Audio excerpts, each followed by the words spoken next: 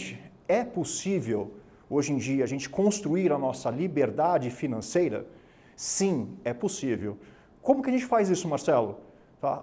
A coisa mais importante de tudo, planejamento. E o planejamento envolve algo bastante interessante. Quando eu falo de vida financeira, eu coloco ela numa balança. Vocês lembram aquelas balanças de antigamente que tinham 2 braços? A gente colocava um peso de um lado para poder equilibrar do outro lado? Assim é a nossa vida financeira, gente. Só que de um lado estão todas as nossas despesas. Do outro lado estão todas as nossas receitas. Eu vim trabalhando com esse conceito durante muitos anos. O que eu percebia com os clientes que eu atendia na época que eu estava no mundo corporativo? Às vezes a pessoa tinha as despesas maior do que as receitas, tinham problemas, elas conseguiam lá, faziam lá um ajuste nas contas dela, mas depois de um certo tempo elas voltavam a ter os mesmos problemas. Foi onde eu percebi que essa balança, com despesas e com receitas, existe um pilar central, tá, chamado comportamento. E é por meio dele, sim, que a gente começa a evoluir para chegar até os investimentos. Marcelo, por que hoje em dia tão pouca gente, então, tem liberdade financeira? Por que hoje em dia tão pouca gente, então, não consegue trabalhar bem com as suas finanças? Porque elas querem pular etapas, elas querem ir primeiro para o investimento, sem antes cuidar das despesas e sem antes realmente trabalhar ao lado das suas receitas. Os 2 lados da balança são trabalhados. Então, por meio disso, eu desenvolvi a minha missão, que é mostrar que com o comportamento financeiro adequado, a gente consegue construir sim a nossa liberdade financeira. Vamos lá? Bom, o que a gente vai ver hoje aqui, especificamente nessa 1 hora que estaremos juntos, gente? Nós vamos falar sobre mentalidade, que é o primeiro passo, que é a parte comportamental. A gente vai falar sobre controle e administração, porque não adianta nada a gente ter uma mentalidade legal e tomar conta daquilo que é importante para a gente, que é o nosso dinheiro. E a gente vai falar, depois disso tudo, como é que a gente faz para construir, para trabalhar com o dinheiro que a gente ganhou suadamente, tá? Como transformar isso daqui em algo melhor para a gente, como fazer isso trabalhar a nosso favor. Então, começando pela parte de mentalidade. Tá? Mentalidade nada mais é do que a nossa atitude, o nosso comportamento frente ao dinheiro, frente às nossas finanças. É dessa forma que funciona. Eu gosto de começar com esse senhorzinho aqui, ó, com esse menininho. Tá? Vocês olhando aqui para eles, o que lembra esse bonequinho aqui? O que remete para vocês? Tem? Tempo. Tempo. Ele está feliz com o tempo dele ali? Aparentemente não. Né? Isso é uma coisa muito frequente, quando a gente fala de mentalidade, isso é uma coisa muito frequente que aparece. Aquela história lá assim, eu não tomo conta do meu dinheiro porque eu não tenho tempo.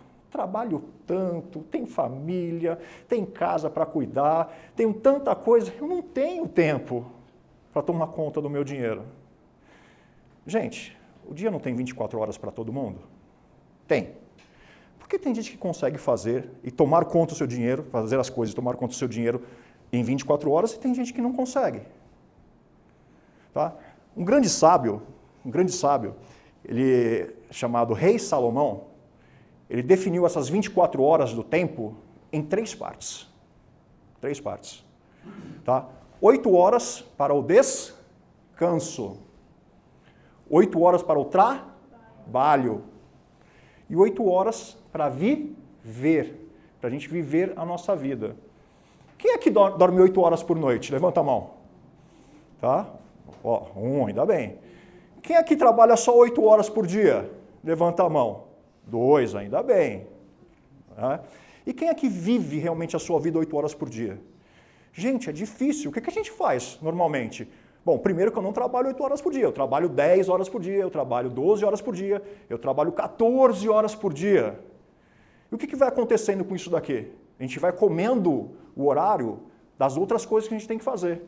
Tá? O tempo de viver, que é o tempo de estar com a família, do tempo de estar investindo na gente, a gente deixa ele de lado. Tá? O tempo de descanso, então, nossa, quem dorme hoje 6 horas por noite está assim, dormindo muito e é luxo.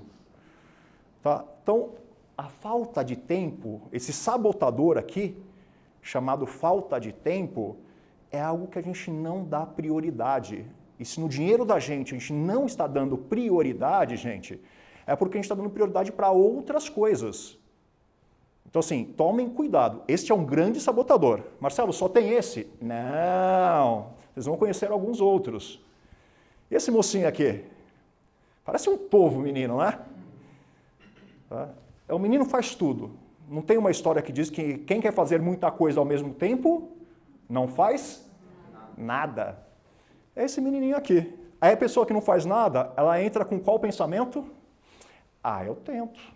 Todo mundo está vendo que eu estou tentando. Ah, mas e com o seu dinheiro? O que você está fazendo? Ah, eu estou tentando melhorar minha vida financeira. Eu estou tentando controlar.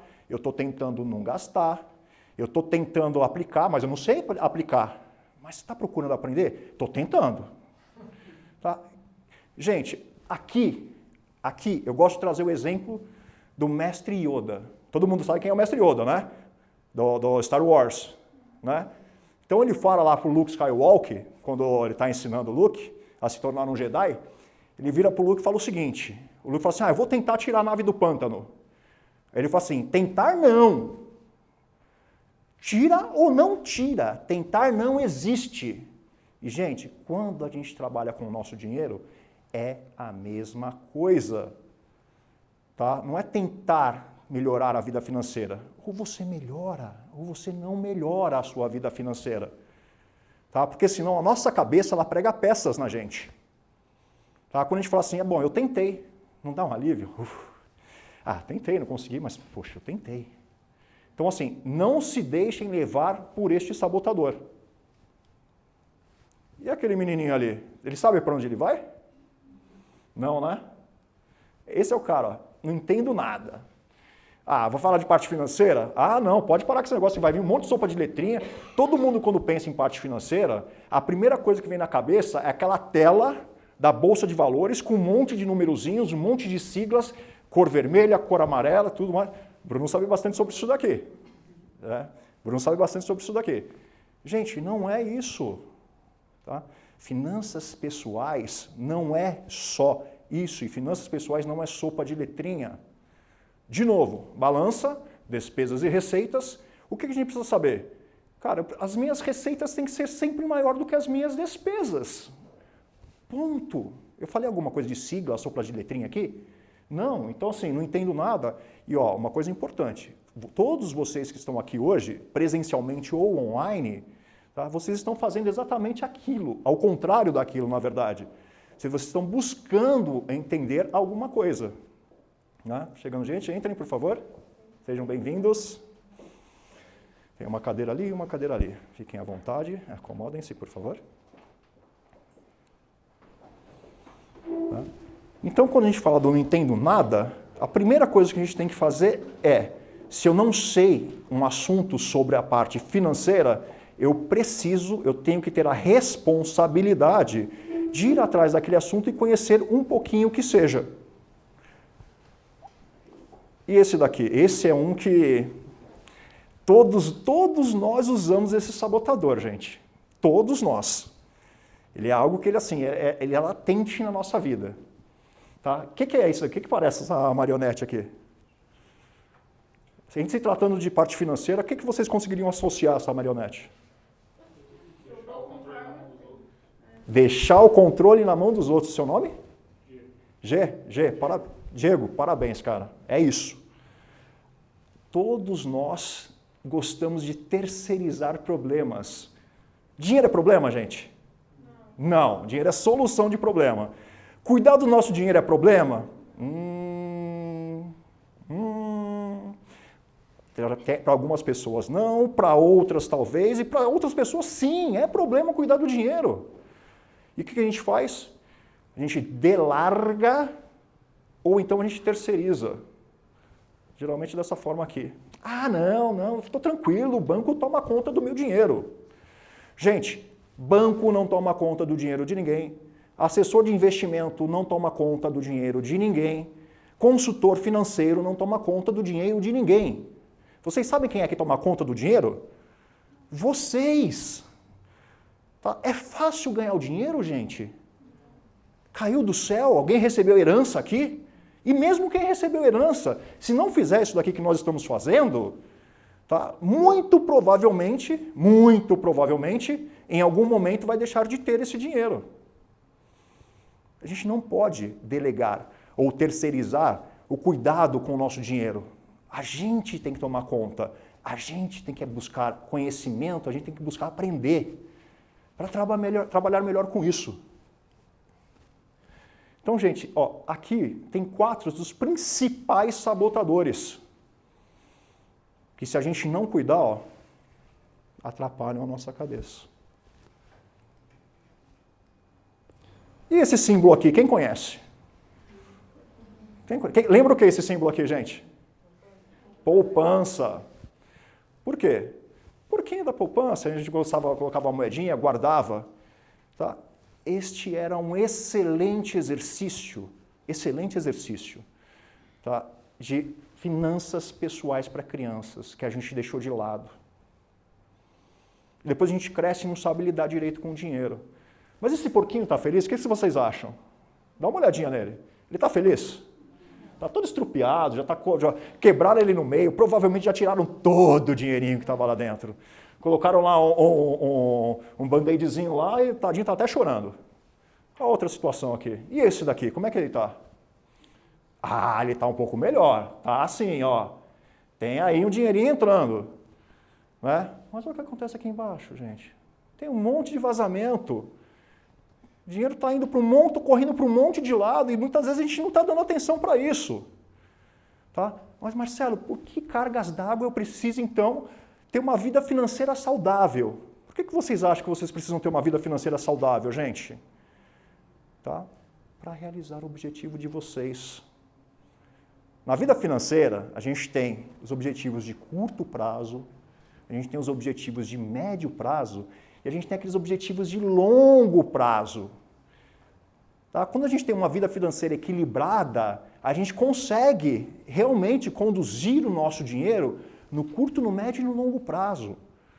Aquela pessoa que falta mês dentro do salário dela, que só está vivendo aqui no curto prazo, qual a perspectiva dela de médio e de longo prazo? Que tipo de objetivo essa pessoa vai construir? Tá? Ah, Marcelo, então quer dizer então, que eu vou ter que então, abrir mão de tudo que eu gosto? Calma, depende. Depende do quê? Tá? Depende de como a gente vai administrar o nosso dinheiro. Se você está numa situação não favorável, você vai ter que fazer escolhas, você vai ter que fazer algumas trocas, algumas compensações no seu dia a dia? Vai. Então eu te falo, você precisa abrir mão daquilo que você gosta? Às vezes sim, mas nem sempre. Uma pessoa com uma vida financeira equilibrada, vocês acreditam que ela precise abrir mão daquilo que ela gosta? Não, obviamente não. Tá?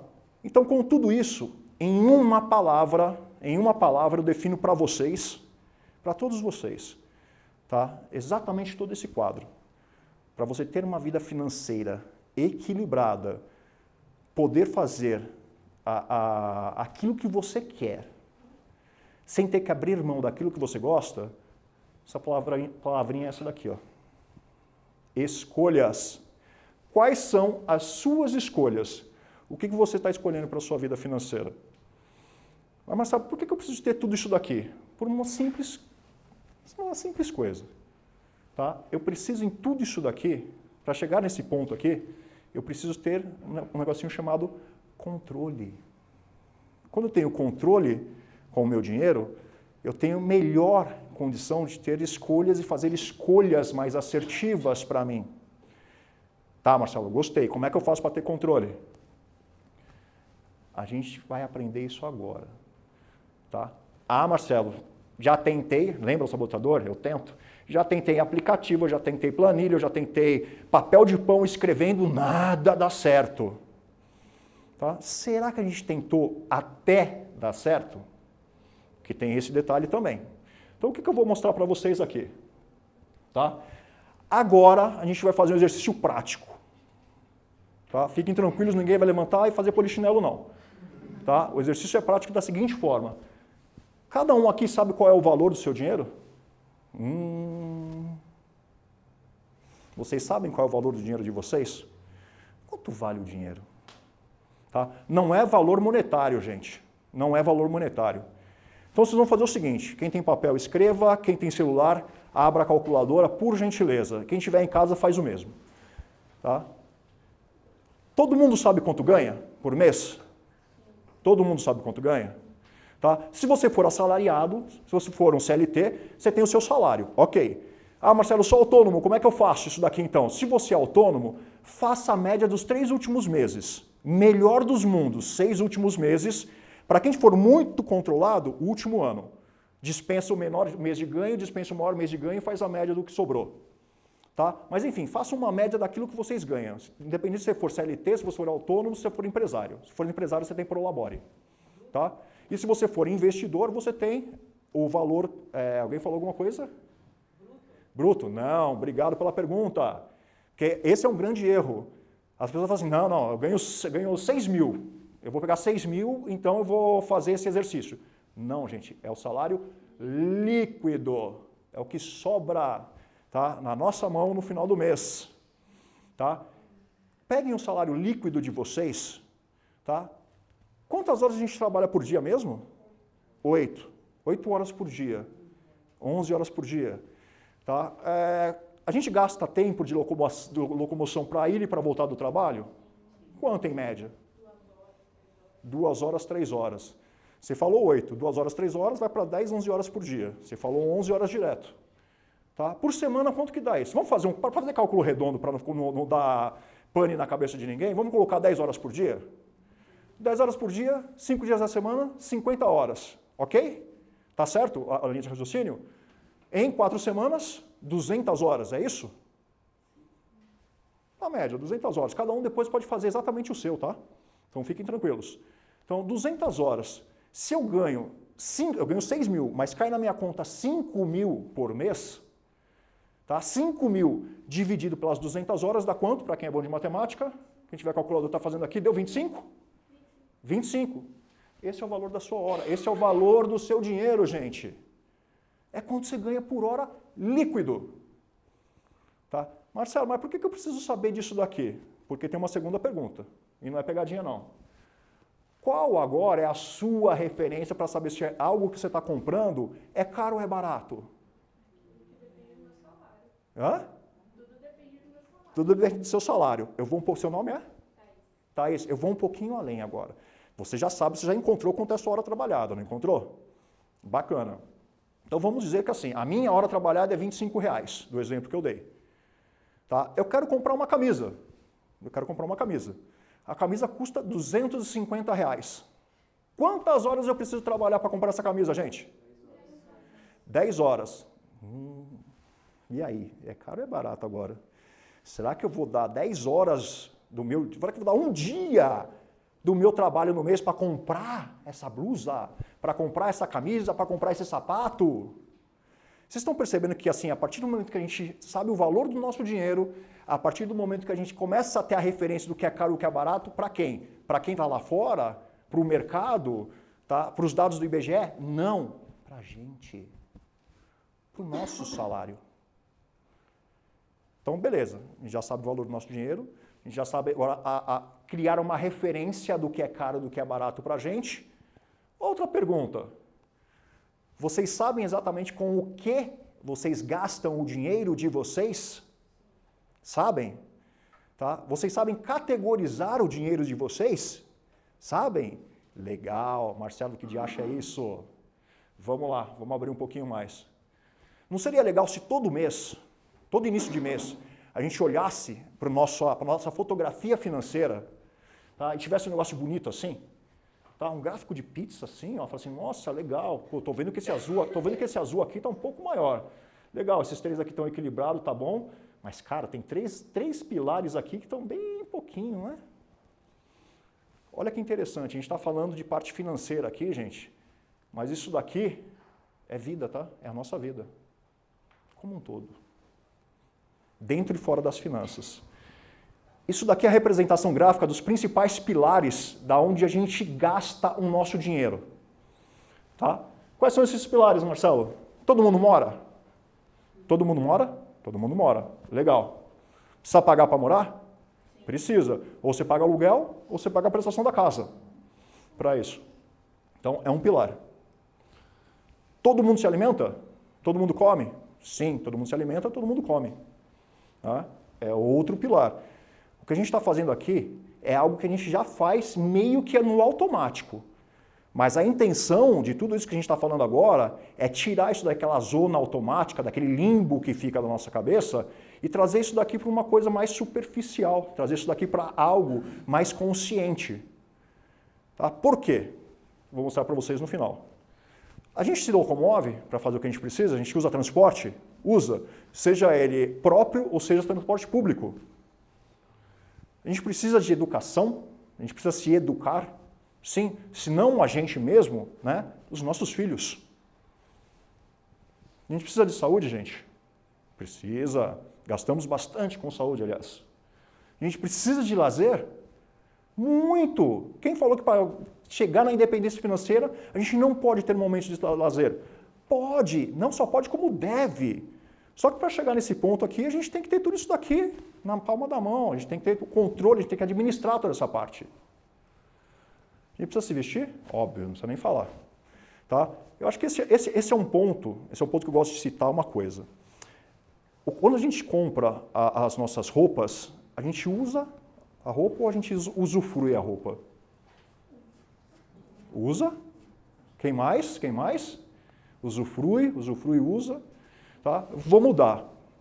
Quando a gente compra uma roupa pra gente, tá? A gente compra o essencial ou a gente compra o supérfluo?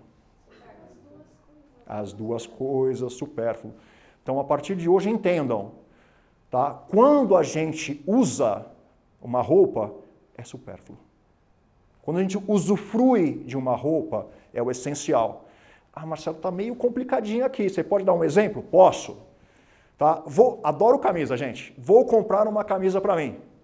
Só que eu sei que agora, no outono e inverno, a cor que vai bombar é o roxo. Vou comprar uma camisa roxa. Imagina o Marcelo de uma camisa roxa aqui. Tá? Não, é azul. Ah! Tá, quase. Se fosse uma camisa roxa, quantas vezes o Marcelo poderia usar essa camisa roxa durante um mês? Uma? Duas? Tá? Uma vez, muito marcante. Tá? E se o Marcelo comprar uma camisa branca? Quantas vezes eu posso usar isso no mês? Cara, se eu usar ela e lavar no dia, e usar ela depois no outro dia, metade do mês eu uso. Então eu estou usufruindo disso. Então na parte de vestiário, gente, cuidado. Tá? Isso vale para os meninos e vale para as meninas também. Tá? Não pense só mulher é consumista, homem também é. Eu faço minha culpa aqui também. Tá? Por último, mas nem por tudo menos importante, fundo de reserva ou fundo de emergência. Marcelo, que diacho é isso? Tá? Vou fazer uma pergunta rápida para vocês aqui. Desses 4 pilares que vocês estão vendo aqui na tela. Levanta a mão quem, quando recebe, a primeira coisa quando recebe o dinheiro na mão, usa para moradia. Levanta a mão. 1.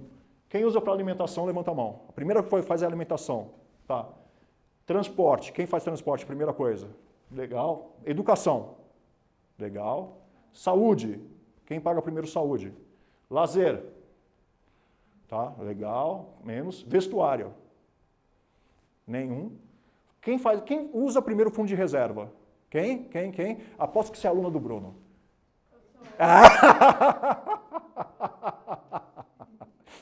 Gente, isso é sério. Tá? A gente não paga todas as nossas contas e todas as nossas obrigações, gente. Pagamos. A gente tem o hábito de se pagar primeiro? Não. A gente não tem essa educação, a gente não tem essa consciência e a gente não faz isso. Marcelo, quanto eu deveria me pagar primeiro? Não importa. Se for R$1, que seja R$1. Mas pague R$1 sabendo que você vai chegar a 100, sabendo que você vai chegar a 1.000. Tá? O salário que entrou, a primeira coisa que entrou, tá? Antes de pagar qualquer coisa, já tira e já se paga. Já monta o seu fundo de reserva a partir daí. E o Bruno vai falar bastante disso. Tá? Marcelo, como é que eu faço todo esse negócio aqui?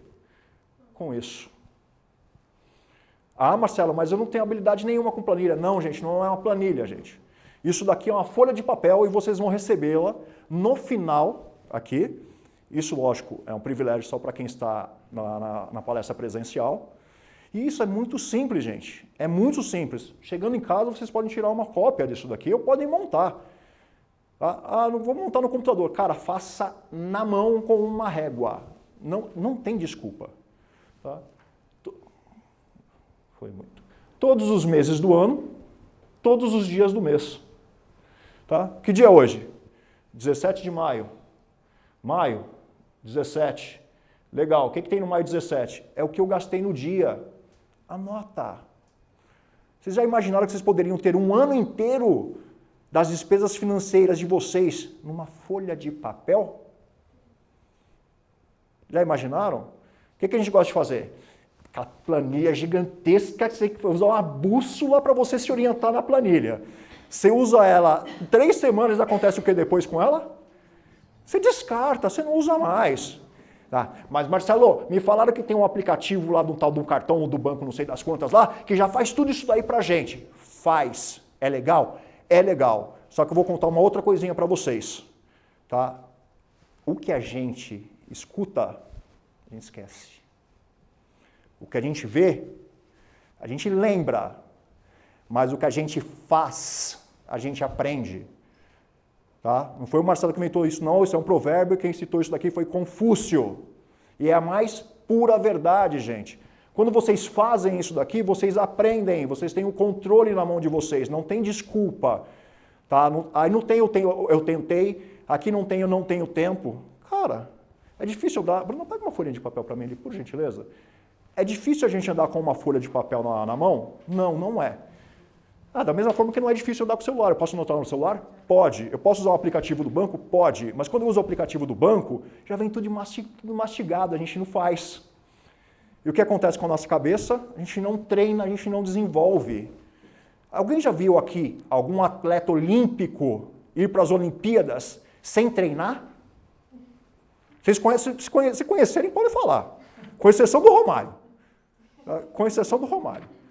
Tá? Alguém já viu algum ator, alguma atriz entrar em cena no teatro ou na televisão sem ter lido o roteiro, sem ter lido o script dele? O que eles fazem? Treinam, treinam, treinam e treinam mais um pouquinho. Tá? Então essa folha de papel é isso daqui, gente. É uma folha de papel. Não precisa de aplicativo, não precisa de planilha mirabolante, não precisa de nada. Precisa só disso daqui.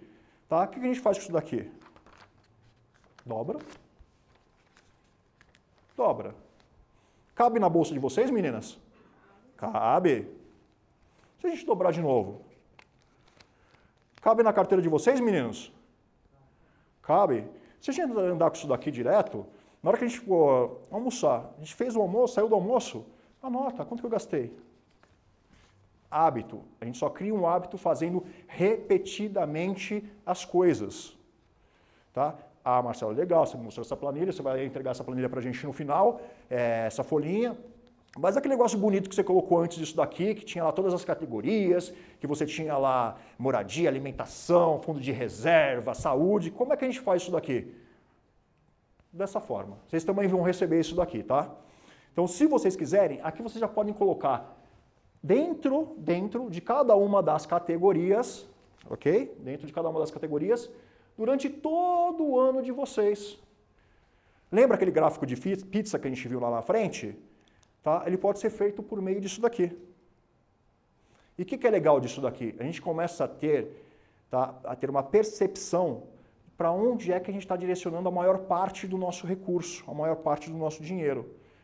E a gente faz o quê? A gente consegue fazer intervenções mais precisas naquilo que realmente está sangrando. Lembra o porquinho que tinha um monte de furinho? É para isso, a gente tampa aqueles furinhos com isso, gente. Certo?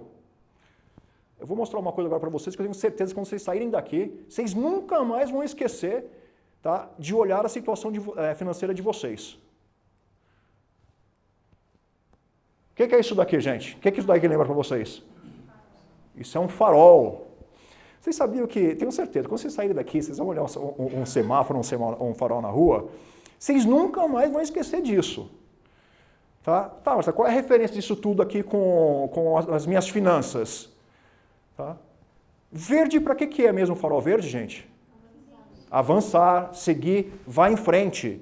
Nas nossas finanças, quando a gente está com isso daqui, significa que nós temos dinheiro e não temos dívidas. Cara, vai em frente. Segue, avança, desenvolve, estuda. E o amarelo, quando a gente está no trânsito, é o quê? Atenção. Na nossa vida financeira, é da mesma forma. Sem dinheiro e sem dívidas. Ah, Marcelo, mas se eu não tenho dinheiro, não tenho dívidas, se o meu mês está certinho com o meu salário, eu vou precisar me preocupar? Vai. Sabe por quê?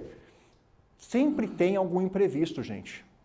Sempre tem uma batida no carro, sempre tem um pneu furado, sempre tem uma dor de dente, sempre tem uma dor de barriga. Então, quando a gente está nessa situação, sem dinheiro e sem dívida, tá? Ok, mas a gente não pode permanecer nisso daqui. A gente não pode criar aquela coisa conformista e ficar só nisso. Vermelho quer dizer o que no farol, gente? Com dinheiro e não, sem dinheiro e com dívida. Sem dinheiro e com dívida. Será que é isso? Será que é isso? Vamos ver?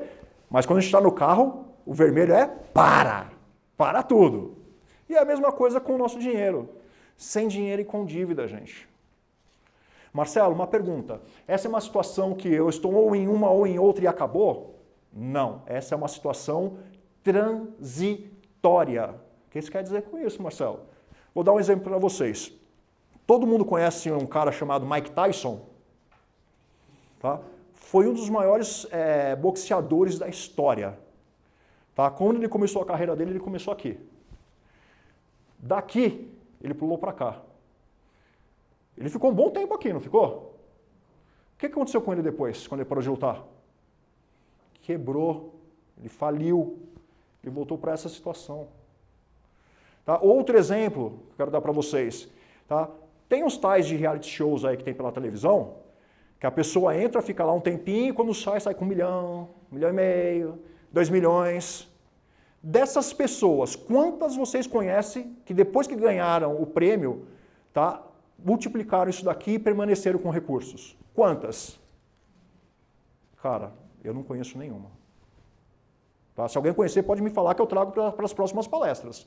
Sabe por quê? Porque eles não fizeram o que vocês estão fazendo. Vocês estão buscando conhecimento, vocês estão crescendo, tá, na parte de conhecimento financeiro. Então, gente, não adianta. O cara está aqui ou ele está aqui, aí de repente ele ganha um prêmio, uma bolada, ele vai para cá, né? Aí o cara fala assim, não, pronto, vou viver de renda com 2 milhões. Hoje em dia, será que dá para viver com renda com 2 milhões? O Bruno vai falar. Tá? Se você souber administrar o seu dinheiro, sim. Se você tiver a mentalidade certa, se você tiver o controle certo, sim. Você consegue fazer isso. Então, gente, todos nós, a melhor parte de tudo isso daqui do Farol, todos nós que estamos aqui dentro, todos vocês que estão assistindo no online, e qualquer pessoa fora dessa sala, qualquer pessoa dentro desse planeta, ela vai estar sempre em alguma dessas situações. Permanecer dessas situações é uma questão de escolhas. Perfeito? Gente, o que eu tinha a falar da parte de mentalidade e controle era isso. Quem vai dar continuidade agora é o nosso amigo Bruno. Pô, palmas pro Marcelo, né? Vai lá, Marcelo. Bom, pessoal, isso daí que o Marcelo falou é essencial para a parte que a gente vai entrar aqui. Porque se a gente não forma esse pilar, acontece aquilo que ele falou também. Você pode até ter um dinheiro bom, mas você não vai conseguir fazer ele render e você vai voltar para a estaca zero. Como eu falei, eu gosto de colocar em prática, né? Eu sou uma pessoa muito prática, eu não fico enrolando. E eu já tinha me apresentado aqui para quem estava no começo, tem gente que não estava aqui, mesmo no online, né? Eu sou investidor desde 2010, tá? Eu tenho 28 anos, então eu comecei com 20 anos a investir. Fui consultor por 6 anos da área de sistemas, não tem nada a ver com finanças, tá? Eu encerrei minha carreira em 2015 no auge, eu não fui demitido, eu pedi demissão, eu era um consultor sênior da TOTUS. Vocês podem olhar isso daí no LinkedIn, quem duvidar. E eu criei um curso em 2016 para poder ensinar as pessoas a investir. O curso era totalmente gratuito, hoje ele já tem uma série de outros cursos pagos também, mas continua com conteúdo gratuito para todo canto. E casei no mesmo ano, Ou seja, eu não estava estável como todo mundo gosta de pensar uma estabilidade, né? Empregado, com salário fixo. Não, eu tinha largado o emprego, tinha começado um curso, ou seja, eu estava gerando despesas para mim, não estava gerando mais receitas. Porque o curso, no começo, você não ganha nada com isso, você está abrindo uma empresa. E aí eu fundei a escola em 2017, depois que deu certo. E alguns dados também que eu gosto de trazer é que vocês que estão aqui, são pouquíssimos, mesmo no online, mesmo que estando aqui presencial, são pouquíssimos. Esses daqui são alguns dados desse mês da Bolsa de Valores que eu peguei. Que tem um CPF ativo, nem ativo, né? Na verdade, só cadastrado. Às vezes são pessoas que abriram conta, mas nem investem, tá? São 663.270 investidores. 512 mil homens, 151 mil mulheres, 23%. E esse número de mulheres tem crescido cada vez mais. Isso é uma coisa que eu gosto de frisar bastante. Nos meus cursos também, eu acho que 60%, 70% já são mulheres lá fazendo os cursos. Isso é uma coisa muito importante porque as mulheres entraram no mercado de trabalho, estão ganhando muito bem e agora estão pensando também aqui em investir. E mesmo as mulheres que não trabalham, mas que ficam em casa, estão pegando o dinheiro da família para administrar, que eu tenho vários casos desse nos cursos. E isso tudo aqui, que parece um número alto, representa 0,3% dos brasileiros, ou seja, nada. Isso daqui não é nada. Quase ninguém. Você raramente vai encontrar uma pessoa que investe na bolsa na rua, porque para essa porcentagem aqui é mínima. Só uma contradição, lá nos Estados Unidos, por exemplo, cerca de 56% dos cidadãos lá investem na bolsa. A gente está falando de 150 milhões de pessoas, em comparação aqui com o Brasil de 663 mil. E quais são os melhores investimentos, né, que todo mundo pergunta, os melhores investimentos para você poder investir? Eu listei aqui os básicos. Esse daqui você consegue encontrar em corretores, você consegue encontrar em bancos também. CDB, que são certificados de depósito bancário, você consegue encontrar em vários bancos, pequenos, médios, grandes. Então, assim, você tem como começar de qualquer lugar. Ah, Bruno, eu não confio em corretoras. Começa num banco. O importante é que você não se deixe levar pelas desculpas. CDBs tem excelentes CDBs, vários CDBs. Hoje, para quem não sabe, o Marcelo até tinha mostrado a foto do porquinho lá quebrado, a poupança está pagando 70% da Selic. Isso daí é nada, é em torno de 4% ao ano, é muito baixo mesmo. Foi uma regra que mudou, uma lei a partir de 2012 que colocou isso daí, quando a Selic estiver abaixo tiver 8,5% ou abaixo, ela vai pagar 70% da Selic. Então, vários CDBs já pagam bem mais do que isso daí. Você conseguir encontrar CDBs acima de 90% de CDI, você já está no céu. LCI e LCA. Letra de crédito imobiliário, letra de crédito do agronegócio. São isentas de imposto de renda, você consegue encontrar em bancos, consegue encontrar em corretoras que vendem essas letras de bancos que emitem, e são excelentes também. Tudo isso daqui serve para você fazer uma reserva de emergência, um fundo de emergência. Lembra que eu falei que eu fiquei 3 meses de cama, perdi meus clientes, e porque eu não tinha isso daqui, o CDB, LCI, LCA não tinha nada, nem poupança. Eu tive que começar do zero, abaixo do zero, né? Porque ainda tem as dívidas, né? Um caso real também, eu vim de Uber para cá, vim conversando com um rapaz do Uber, ele me disse, eu perguntei para ele se ele fazia reserva, que eu sempre converso com eles, né? Porque eles são autônomos e não fazem reservas, eu sei disso. A gente foi conversando e ele me disse que ele não tinha dívidas e tal, só que bateram no carro dele. E o que ele usa para trabalhar? O carro. Então, além dele ter que pagar o conserto, né, o cara até ajudou, mas ele teve que pagar o resto. E, além disso, ficou uma semana parado. Né? Então, sem renda e com mais dívida. Então, por isso que é importante você formar uma reserva de emergência. E aqui você tem os pilares da reserva de emergência aqui, até títulos públicos, que eu nem coloco aqui, que todo mundo já até sabe, né? Títulos públicos virou a nova poupança. Todo mundo já conhece títulos públicos que são emitidos pelo Tesouro Nacional, enfim. E o que eu quero falar também são os fundos imobiliários e as ações. Por quê?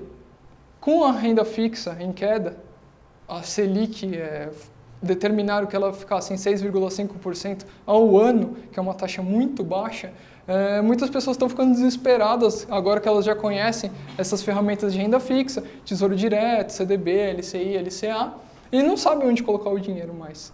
Porque elas estavam acostumadas com uma taxa que a gente tinha até uns 2 anos atrás aí de 14% ao ano.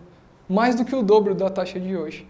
Então, elas não conseguem encontrar essas alternativas. Isso não são assuntos que você vê facilmente no YouTube, porque as pessoas não sabem falar sobre isso, porque elas não colocam em prática. Quando você pega um CDB, uma LCI, uma LCA, um título público, é fácil você falar. É só você colocar o dinheiro lá, ele vai render, é uma renda fixa, você não vai perder, então você pode indicar ele tranquilamente. Agora, para você falar de fundo imobiliário e ações, aí você tem que entender. Porque se cair, o cara vai vir te cobrar. Fundo imobiliário, o que eles são? São cotas. Alguém conhece fundo imobiliário aqui? Vocês são meus alunos, deveriam conhecer. Conhecem? O que são os fundos imobiliários? Eles são, por exemplo, para comprar um prédio desse daqui, um prédio... A gente tem fundos imobiliários aqui na Avenida Paulista, mas vamos imaginar esse prédio. Quanto seria para subir um prédio desse daqui? Uns 200 milhões de reais, por aí, para subir um prédio.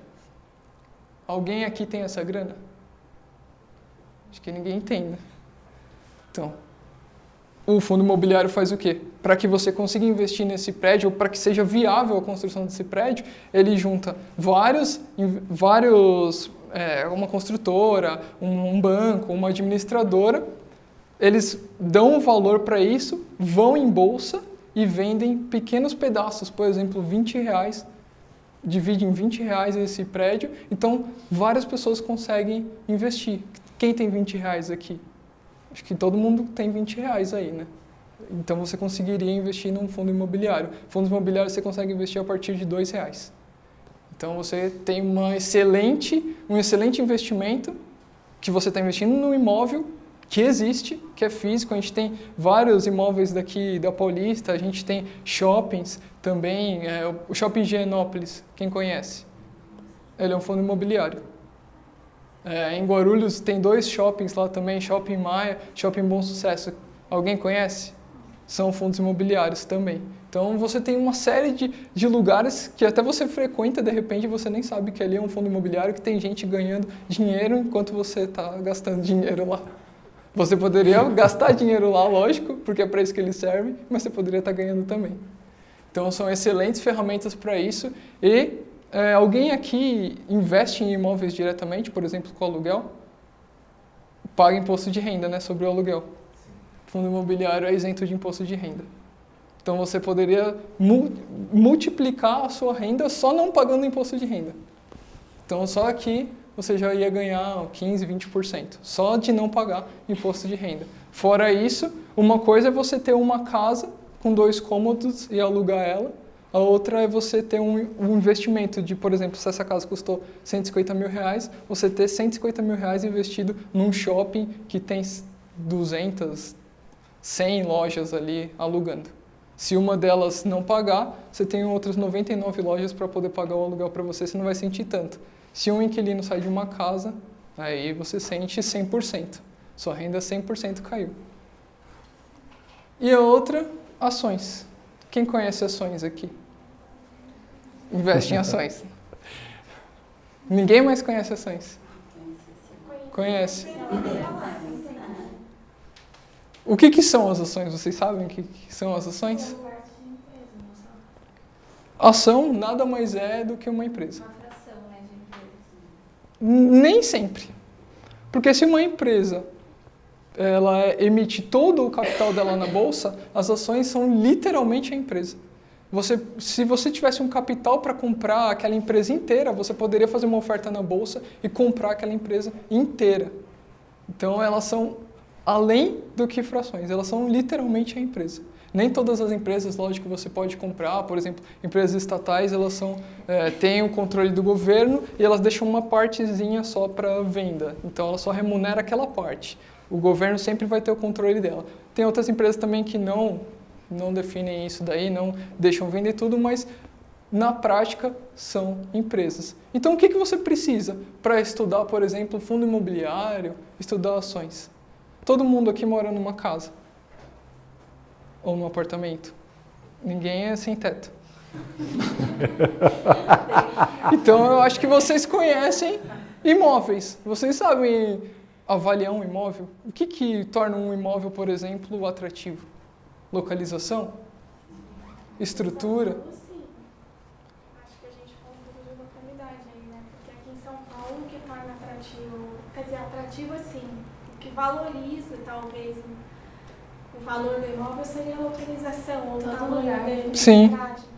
Ah, mas no interior não é bem assim. Eu tenho São Tiverleiro em Tevire, que é uma cidade de 70 mil habitantes, minúscula, e a minha localização ela interfere em 100%. Tipo, se eu tô no centro, eu posso ser um salão top. Agora, se eu tô no Caraguá, que é um bairro, ele, tipo, cai 100%. Você faturaria menos, de repente, Muito. teria que diminuir seu ticket. Meu corte é 50, lá é 10 reais. Ah, tá, não, é que eu perguntei isso porque minha família mora no interior, São Manuel, do lado de Botucatu, tem 60 mil habitantes. Sim. Só que lá não importa, a cidade é como um todo, então tanto faz você comprar mais no centro ou num bairro um pouco mais afastado, que o valor é o mesmo. Sim.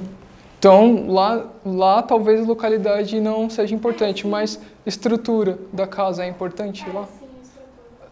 Mobilidade é importante lá, por exemplo, pontos de ônibus. Lá não tem metrô, mas ponto de ônibus lá é importante, talvez? Por isso que lá não tem um fundo imobiliário. Ou seja, você já sabe que lá seria um lugar ruim para você investir, porque se tivesse, teria um fundo imobiliário lá, que são empresas gigantescas. E por que eu estou falando isso daqui? Se você sabe avaliar uma localidade, lá não é importante, mas eu tenho certeza que eles sabem avaliar. Traz eles aqui em São Paulo, dá uma volta aqui, eles já vão entender. Você sabe avaliar a localidade, você sabe avaliar a estrutura, você sabe avaliar um inquilino, por exemplo. Com um inquilino que é bom você ter em fundos imobiliários. Por exemplo, agora com alto desemprego, poucas pessoas comprando imóveis, você gostaria de ter inquilinos que são empresas que vendem imóveis, por exemplo, imobiliárias? Acho que é arriscado, né? Todo mundo concorda com isso. Então você poderia olhar outros tipos de imóveis que não tivessem esse tipo de empresa lá. De repente, de alimentação, que é um ramo que nunca cai. É um ramo que está sempre subindo. Lógico, você não faz nenhuma besteira. Então, se você sabe avaliar tudo isso, você sabe avaliar um fundo imobiliário. Por quê? O fundo imobiliário é literalmente um imóvel. Não tem nada diferente de um imóvel no fundo imobiliário. Então, quando as pessoas... foi perfeita aquela apresentação do Marcelo da pessoa perdida, da pessoa que só tenta. Se você consegue escolher uma casa para você morar, você consegue escolher um fundo imobiliário. Não é nada diferente, a diferença são os valores. Uma casa vai valer 400, 500 mil reais e um fundo imobiliário 200, 300 milhões, às vezes bilhões. Mas nada disso altera, são só números. São só números. Quando você começa a enxergar de forma prática, você começa a entender que nada é tão complicado assim. É que algumas pessoas gostam de complicar porque elas ganham dinheiro com isso. Porque, lógico, se você consegue entender isso que eu estou falando, você já não vai pagar um assessor, você já não vai pagar um relatório. Eu sei disso daí. Eu tenho vários amigos que são assessores, eu tenho vários amigos que fazem relatórios, tenho amigos donos de casa de research. Então, eu sei disso daí. Mas vocês são um público que está buscando conhecimento, ainda vai sobrar público para eles, que é o pessoal que não está nem aí, que é aquele lá que vai deixar na mão desse pessoal, se perder depois vai na justiça, vai gritar, vai espernear. Quando não, né, atribui ao cara lá em cima, né? Quando Deus quiser... Pois é, você tem que ajudar também, né? E ações? Ações pode parecer complicado também. Diferente de fundo imobiliário, elas são empresas, e empresas são complexas, é verdade. Só que quando você entende que ações são empresas, você vai olhar para elas diferente. Você não vai olhar mais como um pedacinho de papel. Um número que você comprou por 10 reais agora está valendo 11. Ah, eu comprei uma ação Petrobras agora. Tá um boom, a ação subiu muito, né? Eu atingi a minha independência financeira graças a Petrobras. Eu comprei Petrobras por R$4. Quem acompanha o mercado, hoje ela fechou em R$27. Então você põe isso daí na conta, mais que quintupliquei meu patrimônio. Então, só que a diferença é que eu sabia o que eu estava fazendo. E a minha esposa me apoiava. Então eu coloquei tudo que eu tinha naquelas ações. Tem gente que, mesmo sabendo, coloca 1%. Você quintuplicar 1%, você vai ficar rico. Não vai, né? A não ser que você seja um bilionário. Aí não vai adiantar nada também, você vai continuar bilionário só. Aí é hobby, né? Realizar, por exemplo, uma tendência. Não, É isso que eu queria entender. nem sempre. Por quê? Por exemplo, vamos falar aí BRF Foods, Sadia e Perdigão. Por exemplo, porque todo mundo queria tirar o dinheiro da Petrobras porque ela caiu. Sim. Mas aí quando... Então, mas aí o que acontece com isso de analisar tendências, de tentar definir um padrão, de tentar criar uma fórmula? Quando eu comprei Petrobras em R$4, vocês viram que eu fundei aquele site General Investidor. Se vocês forem lá no site que ainda existe, vocês vão ver que as pessoas estavam me xingando lá e rindo, falando, você é um louco, você é um idiota, a Petrobras vai para R$0, ela vai quebrar. O que aconteceu com ela? A tendência naquela hora era de tirar dinheiro, então, de queda. Só que agora ela está R$27. E esses R$4 não duraram nem 3 meses. 3, 4 meses depois ela já estava em 8. Quem colocou em 4 já poderia ter duplicado o patrimônio. Ah, isso aconteceu um caso isolado com Petrobras. Não, não é. A gente tem vários outros casos. Tem o Uzi Minas que subiu 1000%. A gente tem Magazine Luiza. Você, por exemplo, aposta nisso. Então, Se você deu certo. não. Não é normal pensar dessa forma. É normal. E é bom que você traga essas dúvidas, porque muita gente que está aqui tem essas dúvidas, muita gente que está assistindo também. Fazer, entendeu? Sim. Quando eu penso uma coisa, acontece outra. Aí eu falo, não, acho que não me sinto segura. Isso daí acontece porque você está sendo feita a pensar que existe uma forma ou uma tendência. Petrobras. Lá quando ela estava em R$4. Pré-sal, investimento da União, bilhões de reais em ativos, a maior empresa nacional disparada, com plataformas montadas, com mais de 30 mil funcionários no país. Uma empresa daquela podia quebrar? Muito difícil. É muito difícil. A porcentagem para ela quebrar seria muito, muito baixa. Muito baixa. Então, o que acontece? As pessoas estavam vendo cair, se desesperavam, não conseguiam enxergar uma ação pelo que ela é, uma empresa, e vendiam, porque elas só estavam olhando o papel. Um papel que elas compraram em R$30, agora estava 4. Ah, não. Para ir para 0 é só R$4. Para voltar para 30 falta muito. E agora, a gente está 4 anos depois disso daí, que foi em 2014, você está vendo a ação quase voltando para o preço dela de 2007, quando teve um dos booms da Petrobras, que foi de R$32. Então, quando você analisa as ações pelo que elas são, empresas, fica muito mais fácil decidir. Da mesma forma que os fundos imobiliários.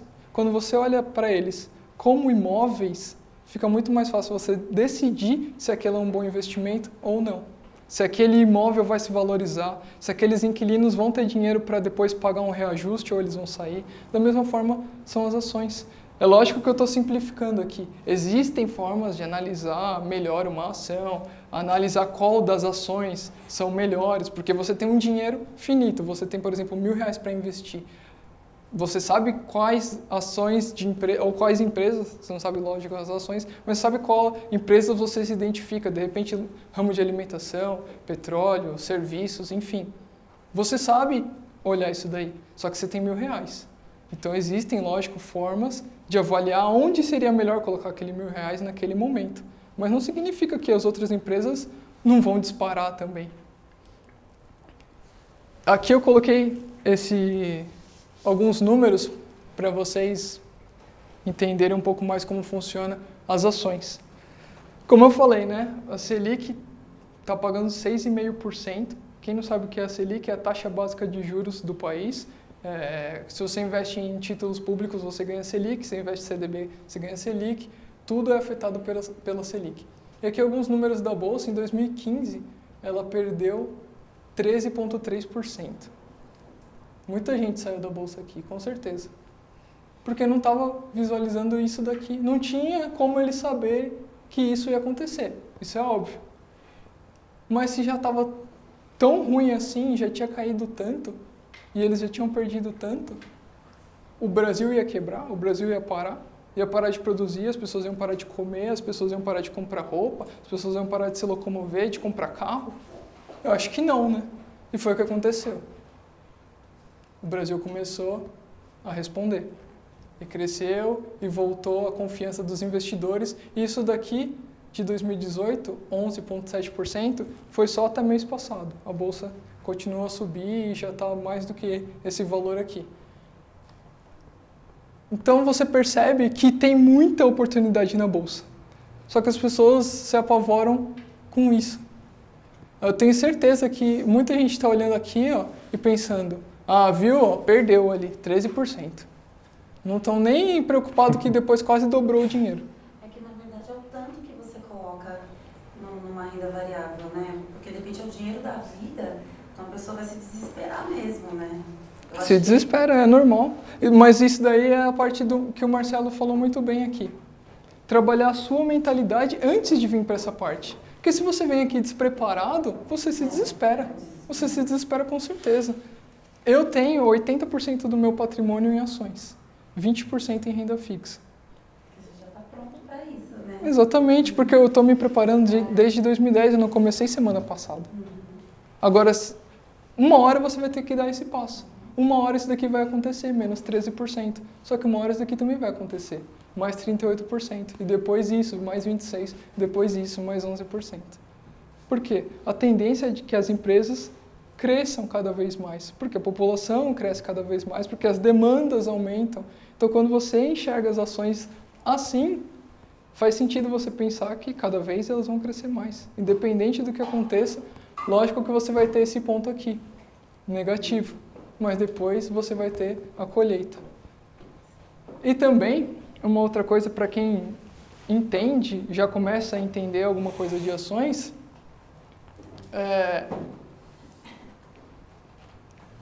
o que significa esses pontos aqui, por exemplo? Muita gente vê isso daqui, esse menos 13%, como a hora de sair. Só que quem está se preparando, isso daqui é a hora de você entrar. É a hora que está ficando mais barato. Não, isso a gente ouve mesmo. Um investidor de verdade, ele fala, é agora que eu vou entrar, não quando... Ouve, mas não entra. Isso que é engraçado. Ouve, mas não entra. É o que eu estou falando. Agora, as pessoas que estão olhando para as ações, por exemplo, a Petrobras, que está a R$27, falam assim, nossa, se eu tivesse comprado lá atrás. Se eu tivesse comprado lá atrás. Por que você não olha agora? Você acha que parou? Acabou, a Petrobras não vai subir mais. Tudo que ela tinha para fazer, fez. Agora, acabou, não vai ter mais demanda de petróleo, não vai ter mais consumo de combustível, não vai mais ter extração, o pré-sal está zerado. Então, por que agora não seria a hora? Ou como qualquer outras empresas, Banco do Brasil, Itaú também, que tem as ações na Bolsa, BRF Foods, que é da Perdigão e a Sadia, a própria JBS, que teve o escândalo da Friboi, mas as pessoas vão parar de comprar por causa disso daí? Se tiver mais barato, elas vão comprar. Se tiver mais barato o frango lá, vai comprar. Mesmo fora de tudo isso, ela dá de bilhões agora no primeiro semestre sozinha, sem interferência política, nada. Pois é, porque as empresas elas vão continuar existindo. As pessoas vão continuar fazendo demanda para isso. Bruno, você está falando para a gente olhar para as ações como uma empresa. Você deu vários exemplos aí, a JBF, BR Foods, Itaú, Banco do Brasil.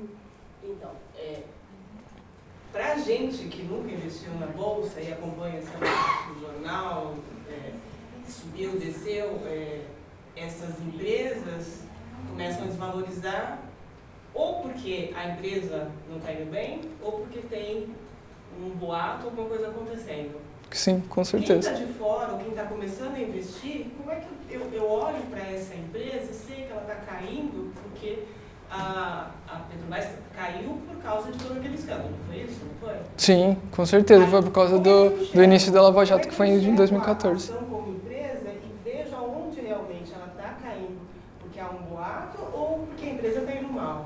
Bom, o primeiro passo é parar de ver jornal. Porque jornalista não tem nenhum gabarito para poder falar sobre ações.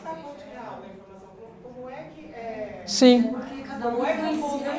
Sim, não, mas isso é uma coisa válida. Eu não estou dando nenhuma tirada nem nada, isso é verdade. Porque os jornalistas, quando eles querem fazer uma pauta, o que eles fazem? Eles falam com caras como eu, por exemplo. Eu dei várias entrevistas para vários tipos de canais também, para poder falar sobre isso. Só que você dá uma entrevista de 1 hora e eles resumem em 1 linha. Então, aquilo que o cara respondeu não vai ter como, porque senão ia virar uma palestra lá, o jornal ia virar uma palestra.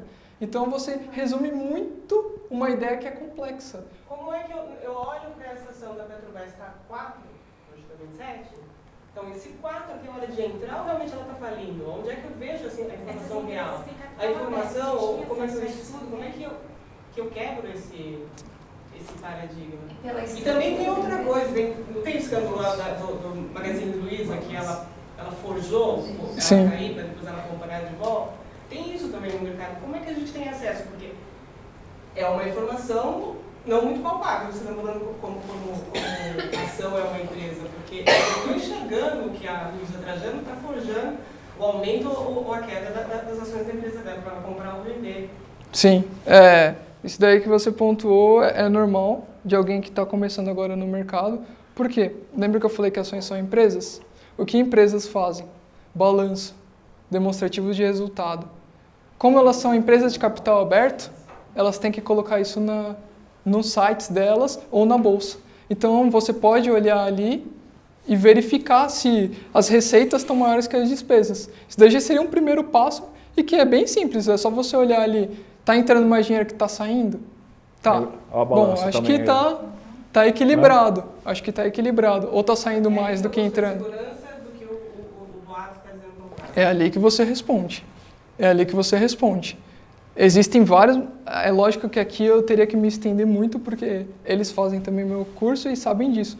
O curso eu fiz 8 aulas de 8 horas para poder ensinar isso de analisar uma empresa. Mas da mesma forma que um contador estuda para poder fazer uma contabilidade, um investidor pode estudar para entender isso daí.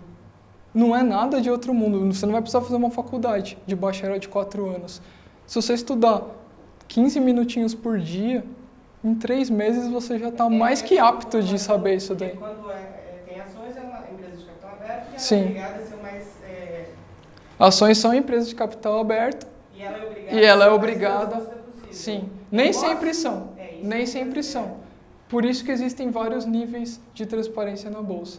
Que existe o N1, o N2 e o N3. Quanto mais alto o nível, o mais alto o número, mais alto o nível de transparência. É como se fosse um ranqueador. Isso. Porque vários investidores hoje dão muito valor para isso. Antigamente não davam muito valor para isso daí. Só que hoje, com a internet, com informações correndo rápido, boatos correndo rápido, igual você bem colocou, elas têm que ter esse tipo de transparência e os investidores levam isso muito a sério. Principalmente investidores estrangeiros. Uma outra curiosidade é que aqueles números que eu mostrei de homens e mulheres aqui, isso daqui é tudo pessoa física, tá? O número de pessoas jurídicas e empresas que investem na bolsa é de 3%. É bem menor do que isso daqui. Então as pessoas físicas têm muito poder na bolsa. Então quando um boato corre, ele tem muito impacto na bolsa. E se você sabe olhar para a empresa pelo que ela realmente é, você pode aproveitar esse boato para se beneficiar. Porque você fala, isso daí é besteira, não está acontecendo. Ou você pega o boato, olha lá, as contas estão ficando ruins, você fala, realmente, está ficando ruim, está na hora de sair. Então você pode se beneficiar disso daí. Por isso que os boatos impactam tanto na bolsa. Porque são pessoas como nós todos aqui, como nós todos. Só que a maioria nem busca informação, nem busca nenhum tipo de informação. Vê a notícia e já corre para vender. Nem sabe que tem como... Eu não sei onde é que está a informação, você está informando pra gente agora. Não sabe. No site da Bovespa você tem isso daí. E isso daqui, complementando, por que eu falo tanto disso de ações e de fundos imobiliários além da renda fixa, é porque aposentar está ficando difícil.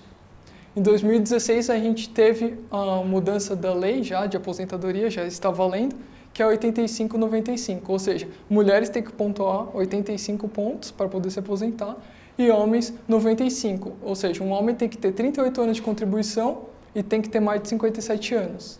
mulher tem que ter 35 anos de contribuição e ter mais de 50 anos. Só que não para por aí. A cada 2 anos vai aumentar 1 ponto. Então, em 2026, um homem vai ter que ter 40 anos de contribuição sem nunca ser demitido, o que hoje em dia é bem difícil, sem nunca ser demitido, direto, e ter mais de 60 anos. E um cara que trabalhou 40 anos sem nunca ter sido demitido, esse cara vai chegar nos 60 arrebentado, né? E uma mulher 35 anos e ter mais de 55. Trabalhando 35 anos sem nunca ser demitida, cuidando da casa, cuidando dos filhos, se locomovendo para chegar depois de 55 e aí sim pedir a aposentadoria. E ainda querem mudar essa regra para piorar ela, para que quase ninguém consiga aposentar. Então, é por isso que é muito importante o que a gente está falando aqui, para que você não fique dependente do governo. Porque tirar dinheiro ele é bom, agora devolver é difícil. E tudo isso que a gente está falando aqui entra em linha com uma frase que eu gosto muito. Minha mulher é viciada em Alice no País das Maravilhas. E quem assiste sabe que a Alice chega pro gato, né? E pergunta, o gato está lá em cima da árvore, ela vê uma bifurcação, ela pergunta para ele, eu estou procurando a saída. Aí ele fala, mas para onde você quer ir? Ela fala, tanto faz. Quem não sabe para onde vai, qualquer caminho serve. Então, quando você não sabe quais são os seus objetivos, tanto faz onde você vai investir. Por isso que é importante você criar um objetivo e, em cima disso, você colocar os seus investimentos.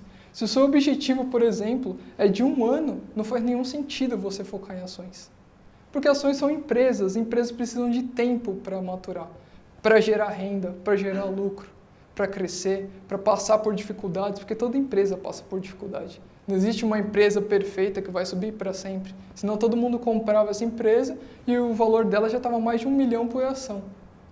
Então não existe. Por isso que você precisa primeiro fazer um objetivo. E depois fica muito mais fácil você encaixar um investimento num objetivo. Por exemplo, eu tenho um objetivo de em 1 ano viajar, fazer uma viagem internacional. Então o que você vai fazer? Buscar investimentos de até 1 ano. Uma LCI que vence em até 1 ano, um CDB de até 1 ano. Eu tenho eu tenho um objetivo de me aposentar aos 60 anos. Só que bem, não trabalhando 40 anos sem nunca ter sido demitido. A Previdência compensa? Privada? Previdência privada, eu já fiz uma aula só sobre isso daí, ela é privada. Então, cada instituição vai fazer a sua. Existem as que compensam, existem as que não compensam. O importante da Previdência é você buscar uma boa gestão com uma administração baixa. É o mundo ideal. Deveria ser esse daí. É muito importante olhar as taxas, mas existem previdências que são realmente muito boas. Fazendo só um adendo na parte de previdência, que o Bruno falou, foi muito pertinente a sua pergunta. Quem é CLT e quem tiver previdência, tá, sendo CLT, façam, porque você pode deduzir até 12% da sua renda anual com a previdência. Aí quem é CLT compensa muito, ainda mais se a empresa tiver coparticipação. É isso. Perfeito. Você coloca 100, a empresa coloca 100 para você também. Mas façam até o limite máximo, tá, dos 12% que você pode bater no imposto de renda. Então isso é perfeito, é um mundo perfeito isso daqui. Tá? Agora, não sou CLT, eu posso fazer uma previdência privada? Posso, mas será que de repente não vai cair naquilo que eu tinha colocado na marionetezinha? Que de repente está delegando para um terceiro, tá, a sua vida daqui a 20, 30 ou 40 anos. Então tem que tomar cuidado com isso. Porque o que é a Previdência? A Previdência é um fundo. Então, o que eles fazem nesse fundo? Eles investem em títulos públicos e às vezes em ações. Nada que você não poderia fazer. Então, como o Marcelo bem colocou, existem os benefícios e as pessoas que poderiam se beneficiar disso, e agora os autônomos já não faz tanto sentido. Você pode separar um tempinho para você fazer os seus próprios investimentos, deixar aí de pagar, de repente, uma carga muito alta tributária ou de taxas de administração, e aí ganhar isso daí. Quebrando algumas crenças aqui de investimentos, que eu tenho certeza que muita gente está pensando é, eu não tenho 1 milhão para investir. Como eu falei, fundo imobiliário, você consegue investir a partir de R$2. Ações. 1.000. Não. Ações, a partir de R$1 você consegue comprar ações. Tem ação que custa centavo.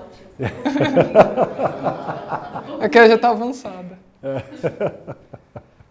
Mas ação você consegue comprar uma ação por R$1. E tem corretoras que cobram muito baixo para operar. R$1,50, por exemplo, para você comprar uma ação. Então é realmente bem acessível. CDBs tem a partir de R$1 também. Em bancos pequenos tem. LCI a partir de R$1.000.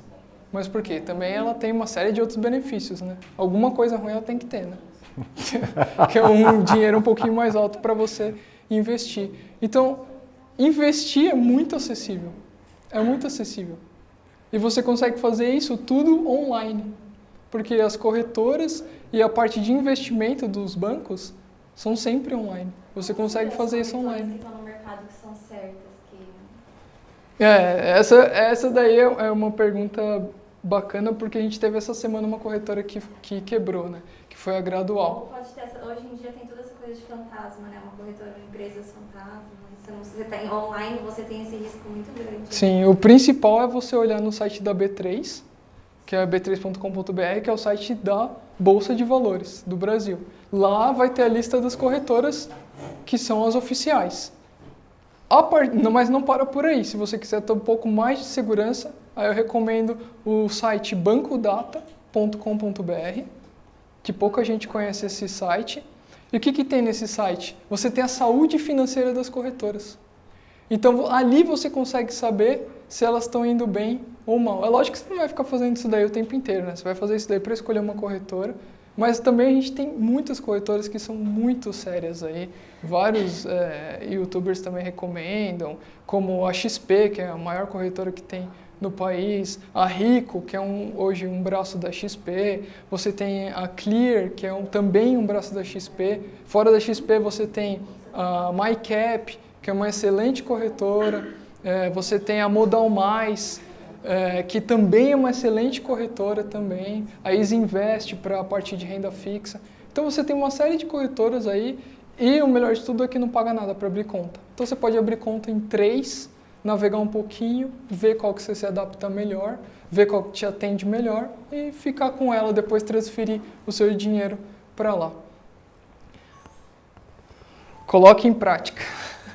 Gente, é isso. Bruno, vamos terminar a transmissão online. Dá tchau para o pessoal que está ali no online. Sim, porque a gente vai abrir para dúvidas aqui. Agora a gente vai abrir só para o pessoal presencial. Agora é uma parte que vai ser um bate-papo mais forte assim, entre a gente. Obrigado por assistir online até Obrigado, aqui. gente. E a gente se vê